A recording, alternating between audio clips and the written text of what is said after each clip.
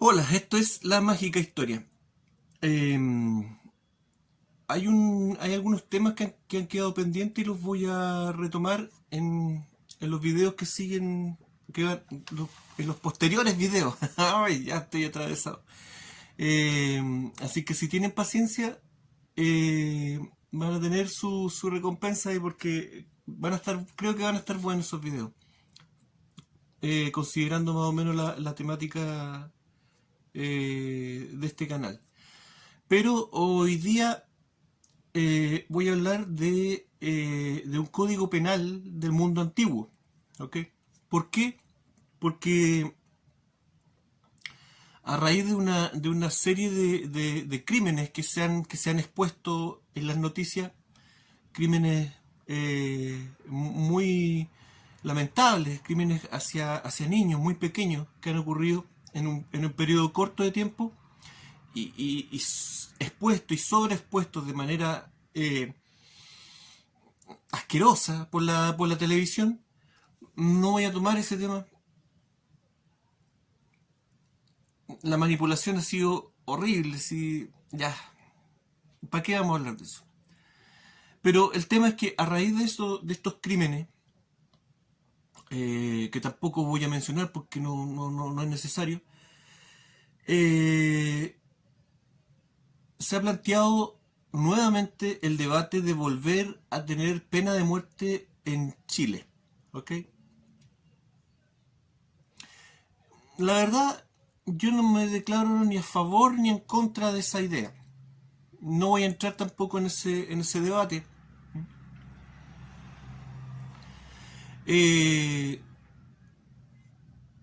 Porque creo que el tema es cómo sanar nuestra sociedad.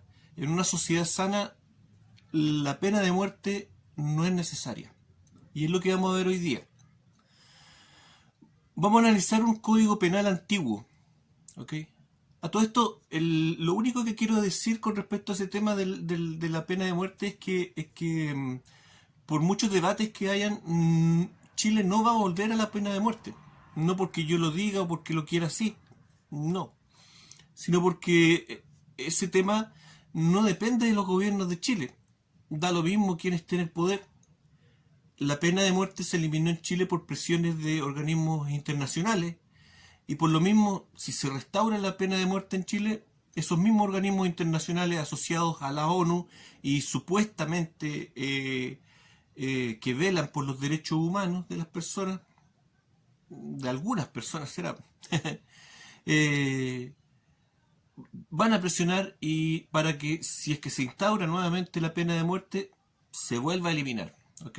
Y tienen el poder para hacerlo. Hay una cosa así como, quieren instalar la pena de muerte, háganlo, pero olvídense de este tratado, olvídense del tratado de libre comercio con esta persona y olvídense del sobrecito con dinero que les dejamos en el bolsillo o en el banco a algunas personas. Sí, es así el asunto. Así que yo creo que el debate está de más. Creo que el debate está en cómo lograr que los países globalizados tengan independencia en estos temas, puedan legislar libremente sin la influencia externa. ¿Mm? ¿Ok? Todos los temas, las leyes que aparecen relacionados con temas valóricos, entre comillas, o antivalóricos, están relacionados con estos organismos internacionales. Por lo tanto, ahí está el punto. El primer punto es que los países globalizados deben buscar una forma de independizarse de estos organismos. Hay países que lo han conseguido, pero en fin, ese es otro tema. Dejemos esa tontera para otras personas que pueden analizarlo de mejor manera que yo. Pero como les dije, quiero mencionar algunas cosillas de este código penal antiguo, ¿cierto? Y no me refiero al código de Hammurabi o al código, ¿cierto? O a la ley mosaica, este ojo por ojo, diente por diente, ¿cierto? Claro, pues si nos vamos al mundo antiguo, la cosa era así, ¿cierto? Era muy dura, o sea, la ley se tenía que que respetar por miedo. Claro, si robabas te cortabas la mano, si mentías te cortabas la lengua, si matabas te mataban. ¿Ok? Así era el ojo por ojo, diente por diente. Pero no era el único sistema. ¿Ok? Y por eso quiero mencionar este otro sistema que tiene 3.500 años de antigüedad y que era el código penal de los hititas. ¿Ok? Los hititas. ¿Mm? Los hititas, corta,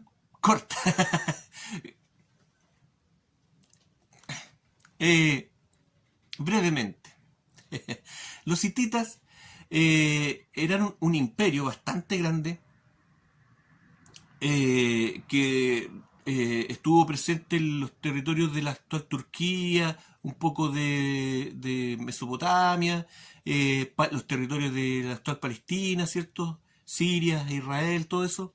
Todo eso pertenecía al imperio hitita que gobernaron, digamos, desde el 1800 a.C. hasta aproximadamente hasta el año 1000. No me gusta dar cifras exactas, creo que es una tontera en la antigüedad, ¿okay? No se puede saber bien, pero más o menos, ¿okay? Es decir, un imperio que gobernó durante 800 años, no es menor, y que rivalizó con el imperio egipcio de ese tiempo, ¿okay? Estamos hablando de un gran imperio, pero que quedó en las sombras y que se pensaba que era un imperio de fantasía, porque es mencionado, los hititas son mencionados en la Biblia, y no había, aparte de eso no había nada más. ¿Okay? Entonces muchos historiadores pensaban que solamente era un imperio de fantasía que estaba creado en la Biblia, pero que la Biblia no se puede tomar como una base histórica, pero en este caso era correcto, ¿ok? Existían los hititas y después se descubrieron algunos asentamientos de ciudades, muy poco, pero eso no quiere decir que fueran retrasados. Lo que pasó es que su estilo de vida era muy austero, porque era un imperio militarizado. Y cuando eso ocurre es como, por ejemplo, los japoneses de la época, ¿cierto?, de los samuráis, ¿ok? Las casas, ¿cierto?, son de material ligero porque en cualquier momento una campaña puede destruir lo que has construido, entonces no se levantan grandes construcciones, ¿ok? Este imperio debe haber sido más o menos así. A pesar de que las ciudades, las reconstrucciones que hay de las ciudades son con muros de piedra, unos muros de piedra bien extraños, así, no rectos, sino que... En fin, en fin. Y lo otro es que las guerras que destruyeron a este imperio simplemente a estos tipos los arrasaron, ¿ok? Pero eso es otro cuento. Vamos a mencionar acá el código penal que ellos tuvieron y que fue la base legal que permitió la cohesión de este imperio, que hay que decirlo, era un imperio multicultural, había muchas culturas dentro de ese territorio, muchas etnias, muchas razas distintas, muchas religiones distintas, y este imperio supo mantener el poder cohesionado, digamos, dentro de toda esta vorágine de gente, ¿ok? En donde la multiculturalidad casi siempre lleva a la violencia. Entonces, pero a pesar de eso, las ciudades de estos personajes eran muy tranquilas, y esto se sabe por las bibliotecas que se encontraron de los hititas y que pudieron ser traducidas y que hablan afortunadamente, hablan detalladamente acerca de casi toda la historia del imperio, ¿ok? Y uno de los factores que cuajaron este imperio fue su código de justicia, ¿ok? Vamos. El código penal de los hititas estaba dividido como en tres juzgados distintos, una cosa así. Uno que se encargaba de los crímenes hacia las personas, otro se encargaba de los crímenes hacia los bienes materiales y otro se encargaba de los crímenes hacia el Estado, hacia el poder. ¿Ok? El poder se protegía y se respetaba. Vamos a ver cómo lo hacían con los crímenes más violentos, pero en realidad esto se extrapola a casi todos los crímenes. Lo único que cambia es la diferencia de la penalidad, digamos, la cantidad de la penalidad. pero vamos a ver los crímenes más violentos porque es como lo que ahora está impulsando el debate acerca de la pena de muerte en Chile. Ok, por ejemplo, si había un asesinato y se descubría el asesino, ¿qué creen ustedes que hacían estos tipos en la antigüedad? ¿Ah? Para poner el ejemplo. Claro, tienen que haber agarrado al tipo y lo mataban así de una forma espectacular, qué sé yo, lo descuartizaban, se lo tiraran a los chanchos, algo que fuera terrible, ¿cierto? Para que toda la gente tuviera miedo. No, o sea, no dejaba de ser terrible la ley, sí, era bastante terrible, pero la pena de muerte casi no existía en el Imperio Hitita, ¿ok? Hubieron, hubo algunos casos, pero lo vamos a ver al final del video porque era son casos especiales, ¿ok? Pero prácticamente casi no existía la pena de muerte en el imperio. Sin embargo, durante 800 años, algo que no es menor, muchos imperios muy grandes no existieron durante tanto tiempo, incluyendo los imperios actuales, ¿cierto? De Francia, Alemania, Inglaterra, España, no lograron resistir 800 años seguidos. Y en la antigüedad, qué sé yo, Alejandro Magno, con todo lo majestuoso que pudo haber sido, pero se murió y su imperio comenzó a fragmentarse casi de inmediato. Solamente sobrevivieron un poco más de tiempo en la influencia seleucida. Pero ya vemos, tampoco fue el imperio más extenso en el tiempo, pero 800 años bajo prácticamente una misma ley, porque este código cambió un poco a través del tiempo, pero muy pocas cosas. ¿Okay? Eso está bien documentado. Muy bien. ¿Qué es lo que hacían en caso de un asesinato? ¿Okay? Encontraban al criminal y lo atrapaban, si no existía la pena de muerte. ¿Cómo sobrevivió este código de leyes durante 800 años? Eh, bueno, lo que hacían era que el criminal pasaba a ser esclavo de la familia afectada, de la familia de la víctima. ¡Wow! Pero no termina ahí la cosa. El criminal no se iba solo, se iba con su familia. Prácticamente todo su círculo cercano, dependiendo ahí de la gravedad del asunto, se iba como esclavo a la familia de la víctima. Y ahí está el punto, ahí está la diferencia. Ahí está lo llamativo que creo que se debe compartir, que es una visión distinta de lo que es la justicia. ¿Okay? Porque inmediatamente, chuta, te lo piensas muy bien. Si vas a cometer un acto, ¿cierto? Un crimen, te lo piensas 2 o 3 veces porque no vas a pagar solamente tú, va a pagar también tu familia. ¿Ok? Y para los que estén pensando de que la familia de la víctima aprovechaba esta situación para matar a esta gente, los escritos de Tita dicen que no. Dicen que lo que generalmente pasaba era de que las personas se quedaban con esta gente y mantenían la esclavitud de estas personas hasta que prácticamente toda la vida. ¿Ok? Incluso cuando tenían la oportunidad de venderlo, la ley les permitía venderlo si querían, pero no lo hacían. O sea, la idea era hacer pagar el crimen, ¿cierto? De, de por vida. ¿Ok? Y esto tiene varias implicaciones porque inmediatamente se crea, ¿cierto?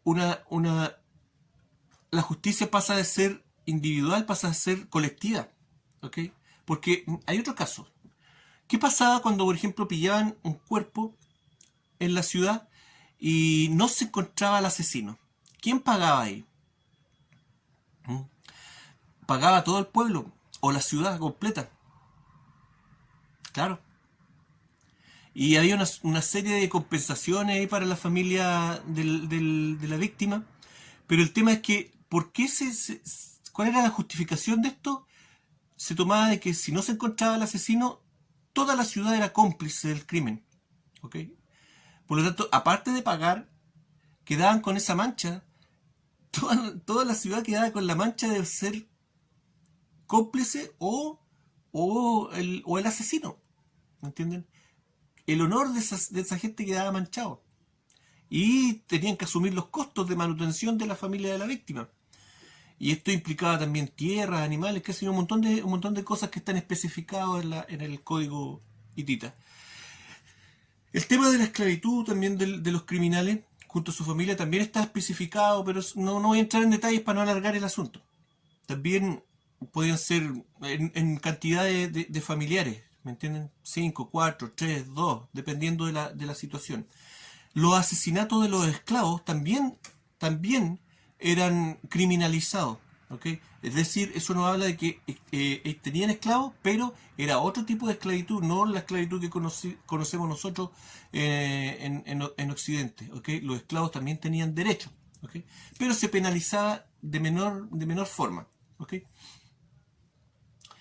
Y esto se extrapolaba a todos los crímenes, pues al robo, ya vimos a los daños a la propiedad. Entonces, ¿qué es lo que pasa aquí? Si ustedes lo piensan, este tipo de ley, esta ley terrible, ¿cierto? Pero ¿qué lleva? ¿Qué consecuencia tiene esto? Bueno, piénsenlo ustedes. Claro, las familias tienen que haber estado muy preocupadas de mantener un nivel, ¿cierto?, de valores dentro de la familia. Porque claro, si un niño crecía con pocos valores, ¿ok? Y hacía lo que quería, qué sé yo, chuta, la familia decía, este va a crecer y nos va a meter en problemas, ¿ok?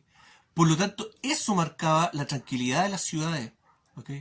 No era tanto la militarización, la más, como se pide ahora, ¿cierto? Necesitamos otro retén más, necesitamos más miles de carabineros, ¿cierto? En los hititas el asunto no era así. El asunto venía desde la base.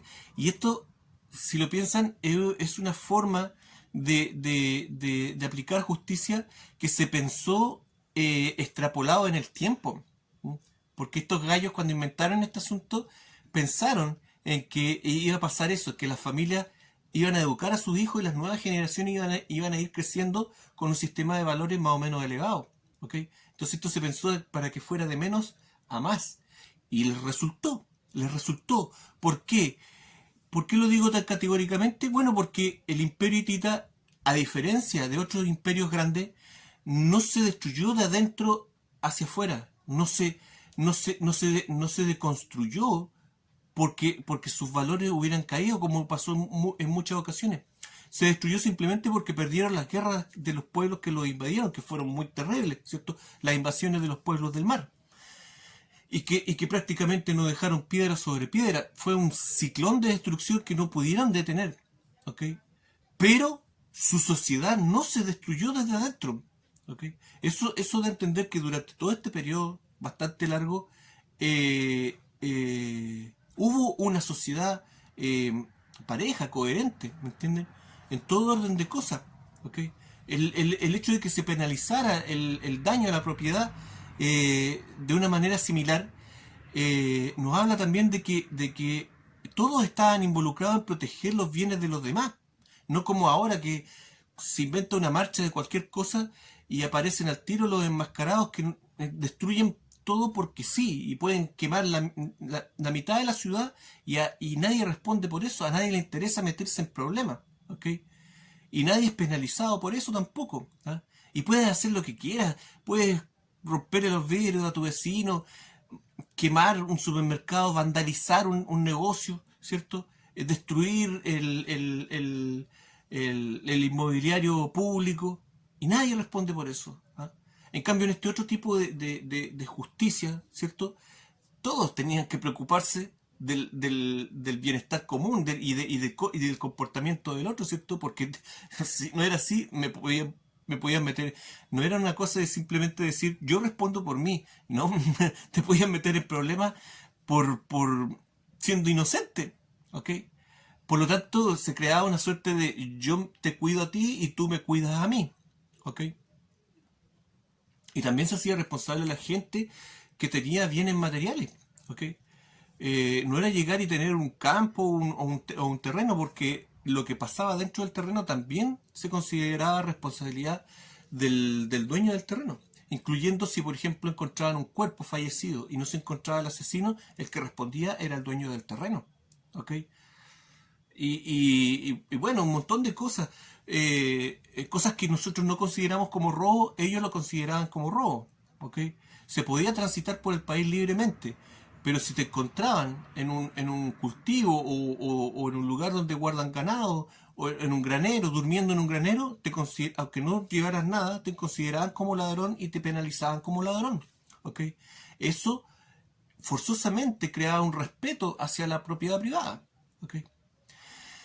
En fin, se entiende el asunto, ¿cierto? Muy distinto a lo de hoy en día. Una forma muy inteligente de llevar la justicia para ese tiempo, ¿cierto? Donde no existían todo el aparataje técnico que existe hoy en día. Pero hoy en día, ¿qué tenemos? Tenemos esta nueva moda que se está dando de televisar los juicios, ¿ok? El morbo por el morbo. ¿M? ¿Y para qué? ¿M? ¿Para qué? Todos pidiendo justicia, todos levantando el puño, ¿cierto? Queremos justicia. Porque claro, se entiende, los medios de comunicación exacerban este asunto, llevan la sensibilidad de las personas al máximo. Todos pedimos justicia, pero nadie se involucra. ¿Mm? Nadie está creando una sociedad segura. ¿Ah? Todos piden que actúe Carabinero y cuando Carabinero actúa, todos piden que los metan presos. ¿Mm? Entonces, pero estamos viendo por nosotros, estamos viendo por el comportamiento de nuestra familia. ¿Mm? ¿Será tan importante eso? Parece que sí. Y parece que resulta. ¿Mm? No estoy diciendo que se tenga que volver a este tipo de leyes terribles, deben haber sido terribles. ¿Ok? Pero es otra manera de ver, otra manera, a eso voy, otra manera de ver la justicia. Una forma grupal, ¿ok? De comunidad. ¿Mm? Obviamente, hoy en día eso es imposible. Pero sí, lo que sí es posible es manejar eso dentro de la comunidad más básica, que es la familia.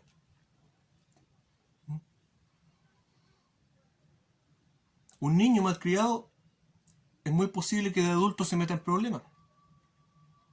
Ya, ¿de qué manera puedo decirlo más claro? En fin, hay algunas cosas chistosas dentro de este Código Penal. Por ejemplo, se permitía que una persona, si se encontraba, iba caminando y se encontraba, por ejemplo, con una vaca ahogada en un río, se permitía que esa persona se quedara con la vaca, se la apropiara, siempre y cuando pudiera sacarla del río.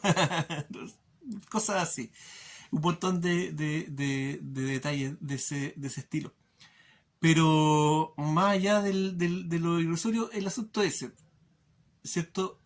Ver la justicia también un poco en comunidad, hacernos parte también no solamente del dolor ajeno, sino que de la protección del ajeno.